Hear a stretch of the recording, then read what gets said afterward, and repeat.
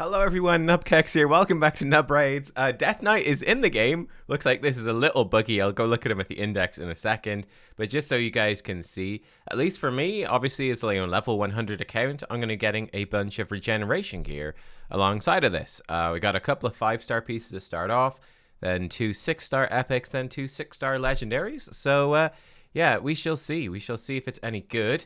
Let's jump to the index where he should be in. The undead hordes. Well, there he is, but it's not quite loaded in. Here we go.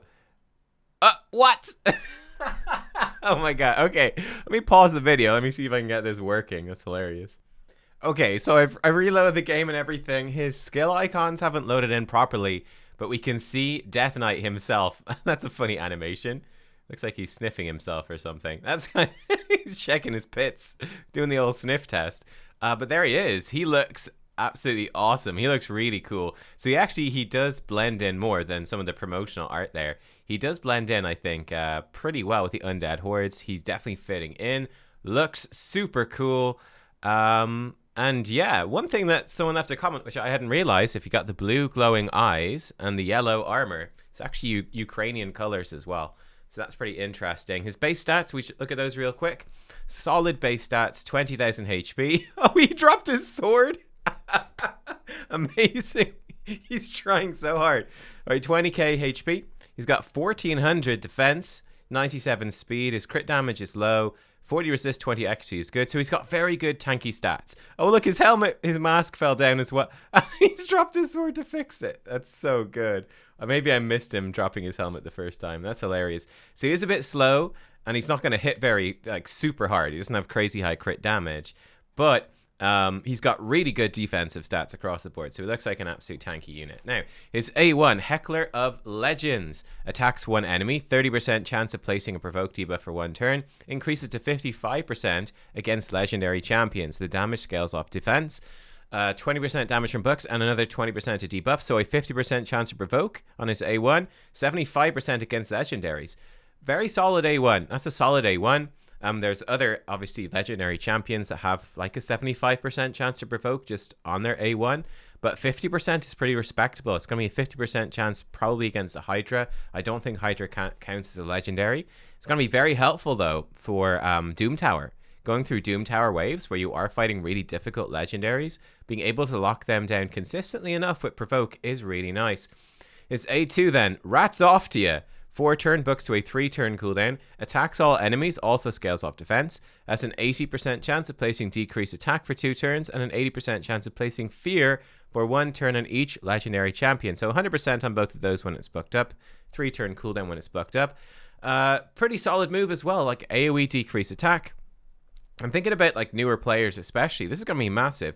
AoE decrease attack with that fear for legendaries. Again, it's going to be so helpful for Doom Tower. Getting through Doom Tower hard, it's going to be decreasing the damage they're doing, and that fear is going to be very, very helpful. Again, for something like Hydra then, coming in with AoE decrease attack is a useful thing to bring in. You'd prefer if it did more than that for Hydra, but hey, AoE decrease attack, bit of a provoke, it's a decent kit so far. Get comfy, everyone. 5-turn cooldown books to a 3-turn cooldown, places a shield buff and a 15% continuous heal buff on all allies for 2 turns. The value of the shield buff is proportional to this champion's defense.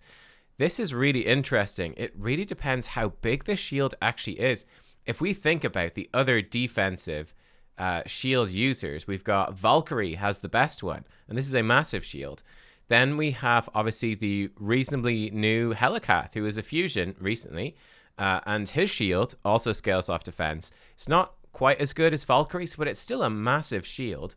Ultimate Death Knight has very similar defensive values to them. Oh, there's his portrait. Looks great. It didn't quite load in. Yeah, he's got similar defense values, actually very similar to Helicath.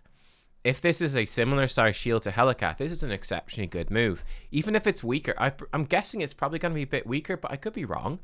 I still think it's a really, really good move on a 3-turn cooldown, a really big shield. It's going to be super helpful for everywhere. All sorts of progression. Demon Lord, Hydra. It's going to be amazing in Arena. He's going to be great in Arena as well. Doom Tower, really helpful against the bosses and the waves. So yeah, really good move. Passive number 1. He's got 2 of them. Too awesome to die. Whenever an ally is attacked, has a 100% chance of completely blocking one hit, decreasing the incoming damage to 0. This champion will receive that damage instead. The chance decreases to 50% if the attacker is a boss. Does not work if the attack on the ally was an AoE attack. Whenever an enemy is healed, heals this champion by 20% of that heal. Wow, this is pretty insane. So this part of the passive could actually be quite good against some tankier teams, you know? That could be a decent amount of healing.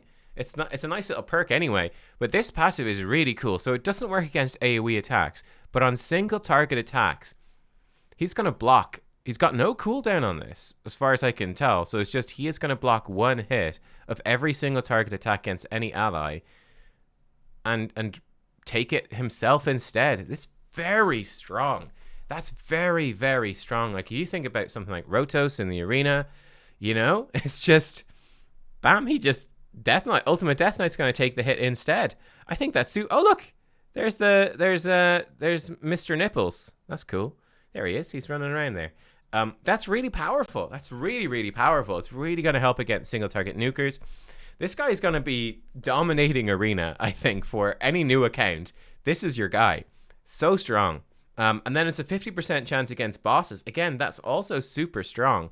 So you're going to want to build Ultimate Death Knight to be tanky. You're going to really want to crank his defense up high. We'll see how hard he hits. Is he worth building for damage, or do you just build him for utility? We might be building him just for utility. We're going to crank his damage up high. We're going to give him good HP. You probably want him to be in like a Guardian set or Bolster set or a Regen set, something to keep him alive. Maybe Stone Skin for Arena could work really well. Really powerful. Then he's got another passive. Didn't need him. Increases this champion's HP, defense, and speed by 10% for each dead ally. Again, I think in progress scenarios, like you know, you're a newer player, you're building a tag arena team. You know, you're progressing through Doom Tower hard the first time, all that sort of stuff. Hydra is really difficult for you. He's just going to get supercharged when people start dying in those scenarios, and it's going to be really powerful. 30% defense in all battles. Bam, there we go, guys. What do you think of Ultimate Death Knight? What do you think of him? That's his icon, by the way. Looks really good. Looks really good. I think this is a champion that is worth getting excited for. If you're a newer player, I think he's absolutely incredible. Like, let's be real, he is fantastic. Heckler of Legends, yeah. Single target provoke, AoE decrease attack and fear, potentially a massive shield, continuous heal for your team, an incredible couple of passes, really making him strong. He's going to be well worth building. He's going to be well worth your books. He needs only 10 books, so it's fairly standard. Not too bad. Yeah, I think he looks really good. And then we also, guys, have a promo code. I should have said this at the start of the video. What's the promo code? DK Rises, I think it is.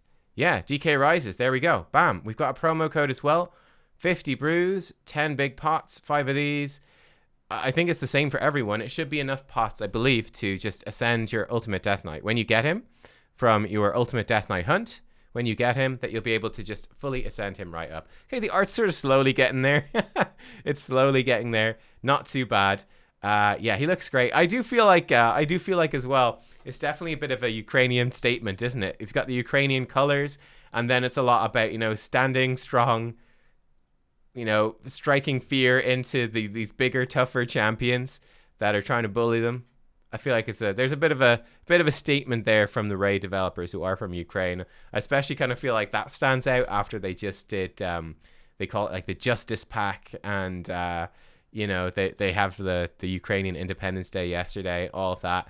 I definitely feel like there's a bit there. You could also say, you know, it's just justice for Death Knight and it's just fitting his character. I feel like there's a little undertone though. There is. But anyway, there we go. See you next time. Bye-bye.